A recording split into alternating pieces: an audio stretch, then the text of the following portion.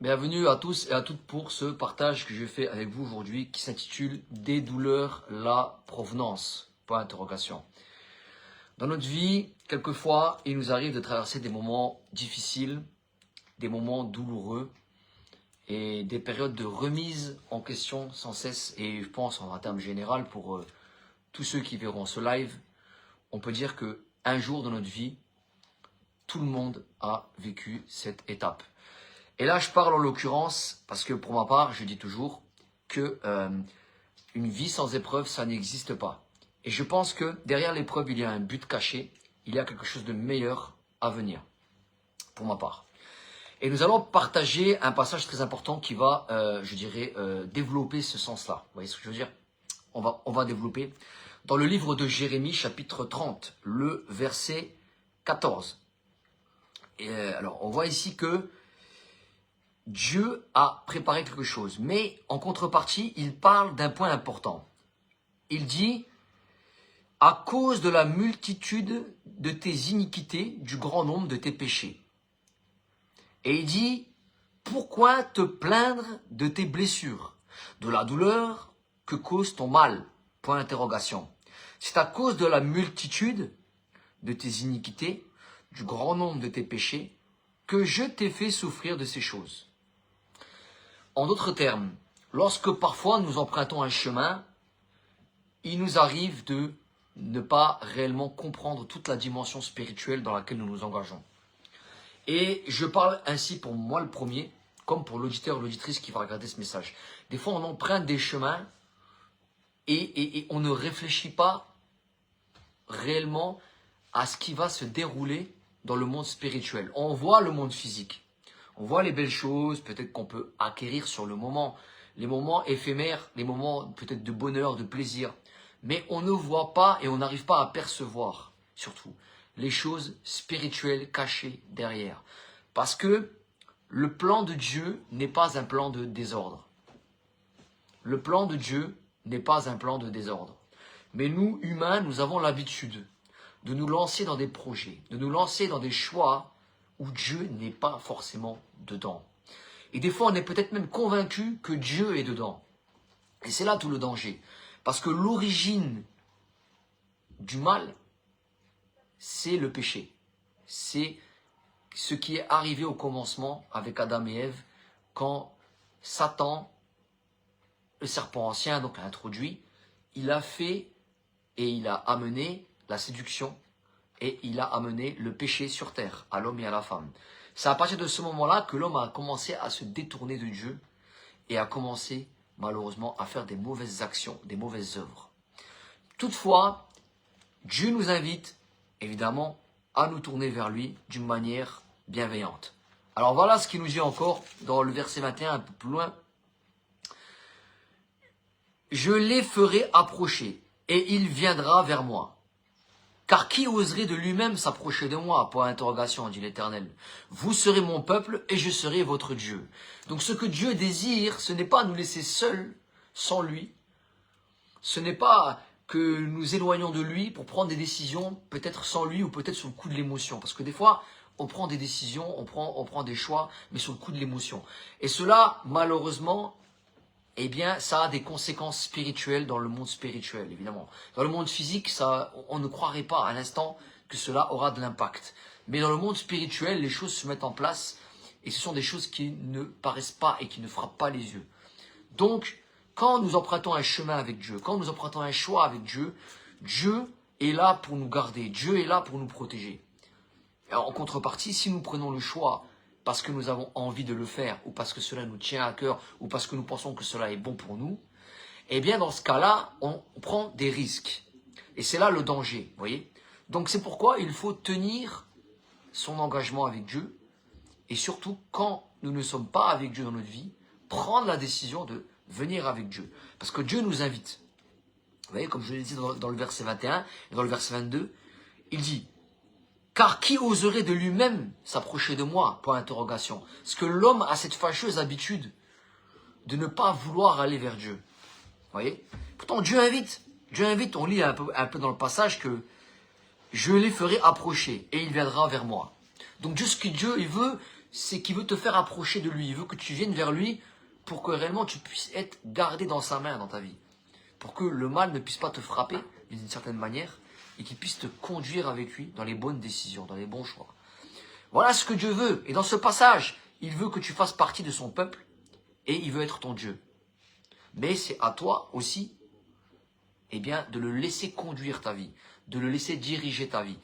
Et ça, c'est encore un autre développement, bien sûr, mais dans le chapitre 31, dans le verset 16, qui est juste un peu plus loin, nous lisons que Dieu dit encore quelque chose de très important.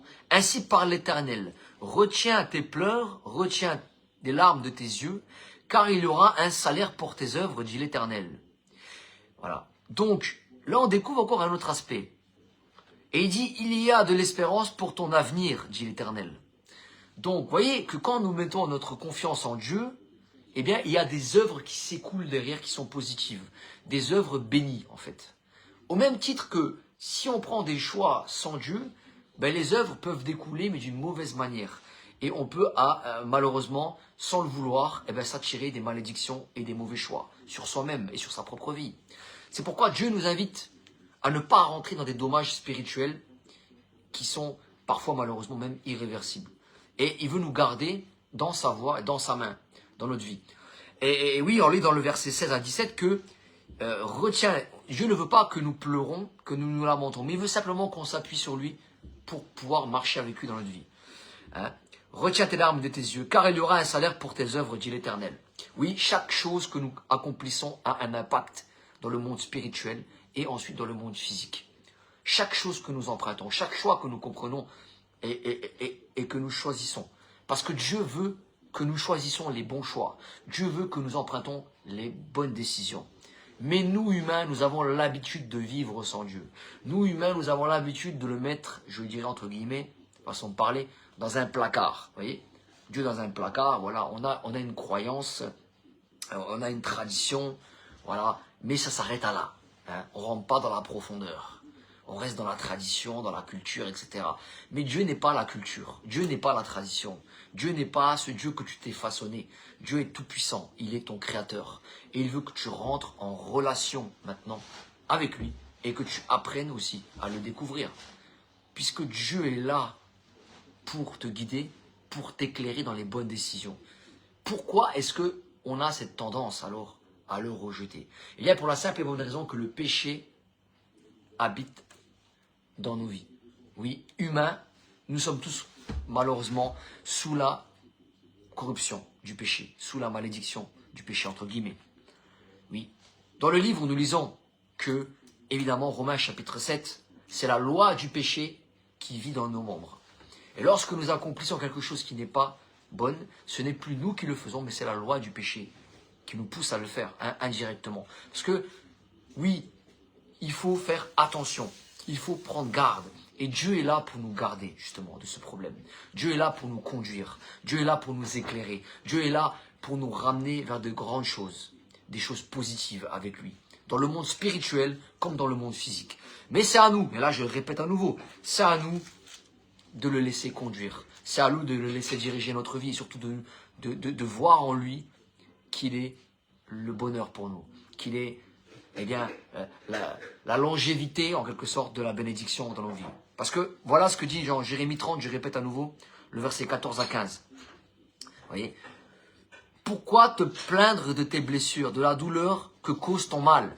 C'est à cause de la multitude de tes iniquités, du grand nombre de tes péchés, que je t'ai fait souffrir de ces choses. Lorsque nous empruntons des mauvais choix, nous nous attirons, à cause du péché, des souffrances, des douleurs.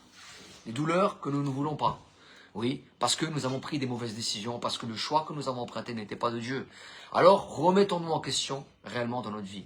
Et là, je m'adresse non comme une leçon de morale, mais comme réellement un bien pour celui qui va écouter ce message. Parce que Dieu est un Dieu d'amour et un Dieu de bienveillance, un Dieu qui veut le bonheur, qui veut la paix, qui veut la joie dans la vie de quiconque croit en lui. C'est pour ça qu'il nous invite. Dans Matthieu chapitre 11, versets 28 à 29, il dit « Venez à moi, vous tous qui êtes fatigués et chargés, et je vous donnerai du repos.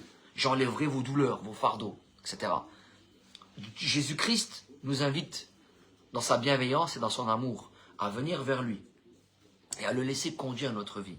Bien évidemment, il y aura des épreuves, il y aura des moments difficiles, Mais Dieu sera celui qui nous garde. Cela sera celui qui apporte la bénédiction. Si nous vraiment nous prenons le temps de nous reposer sur lui, parce que il attend aussi que nous puissions réellement le laisser conduire. Voilà, le laisser diriger notre vie. Que nous puissions cesser de vouloir laisser Dieu de côté et de l'utiliser comme une machine à café. Parce que beaucoup de gens utilisent Dieu comme une machine à café. Dieu n'est pas un distributeur de souhaits.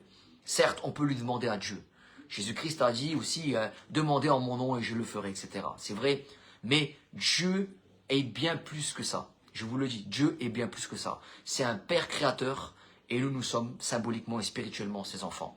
C'est à nous de prendre conscience que Dieu est la priorité dans notre vie.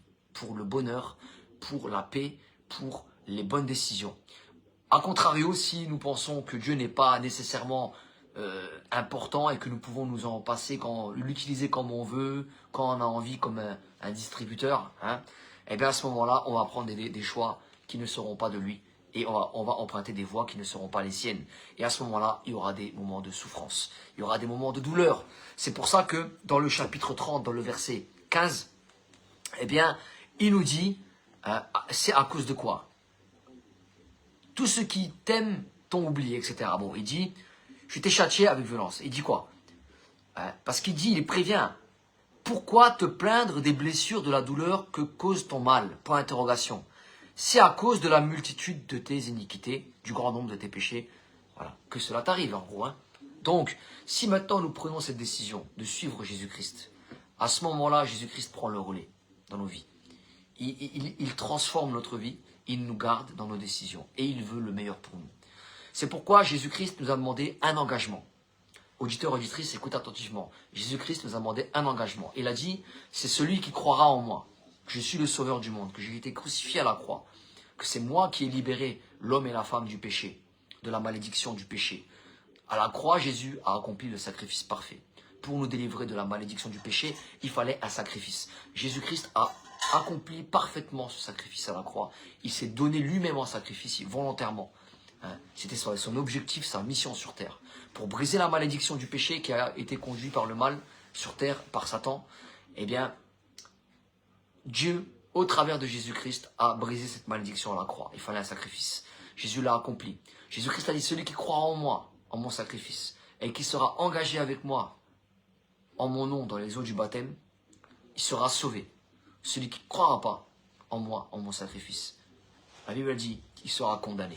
Parce qu'il n'y aura pas de possibilité pour cette personne d'enlever la malédiction du péché. Comprenez que par là, le plan dès le départ de Dieu est un plan de bienveillance, un plan de bénédiction, un plan dans lequel Dieu veut que nous puissions entrer pour prendre des choix bénis, des choix qui vont nous conduire à une vie épanouie dans la paix avec lui. Au contraire, si nous choisissons de vivre sans lui, parfois il va nous arriver malheureusement de souffrir, d'avoir des douleurs, et Dieu ne sera pas présent, Dieu ne sera pas là, Dieu ne vous soutiendra pas. Mais Dieu attend de vous aussi que vous puissiez comprendre cette réalité. Alors, est-ce que nous voulons le laisser conduire? Est-ce que nous voulons le laisser diriger? Est-ce que nous voulons que Dieu soit le créateur qui est censé être spirituellement notre Père? Et non un Dieu poussiéreux, traditionnel, culturel dans un placard qui est mis de côté. Quel Dieu vous connaissez actuellement? Je ne sais pas, je n'ai pas de prétention, je n'ai pas la prétention d'être meilleur que vous. Mais quel Dieu vous connaissez actuellement? C'est la question que vous devez vous poser. Peut-être un Dieu traditionnel, un Dieu culturel, quelque chose d'oublié dans un placard. Quelque chose qui ne sert que à décorer la maison. Une Bible comme ça qui est mise sur le chevet et puis voilà, elle sert à décorer, elle protège, elle protège. Mais c'est pas ça Dieu. Je viens vous dire que Dieu n'est pas cela. Dieu est votre créateur. Et votre créateur veut maintenant que vous soyez à ses côtés dans votre vie. Parce qu'il est amour, il est justice, il est miséricorde. Et il attend de vous réellement que vous soyez avec lui. Non pas dans un but pour vous punir, pour vous faire du mal. Absolument pas. Dieu veut le meilleur. Il veut le bonheur. Il veut la paix pour vous.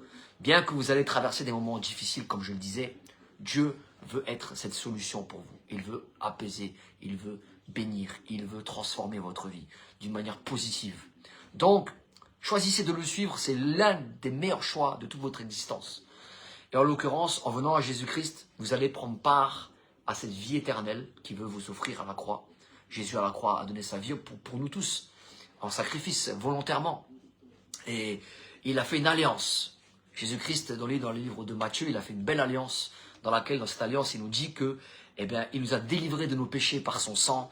Et dans cette alliance-là, il veut nous permettre d'être réconciliés avec Dieu. Voilà, je vous remercie beaucoup et je vous dis à bientôt pour un prochain partage. Salut tout le monde. Ciao, ciao.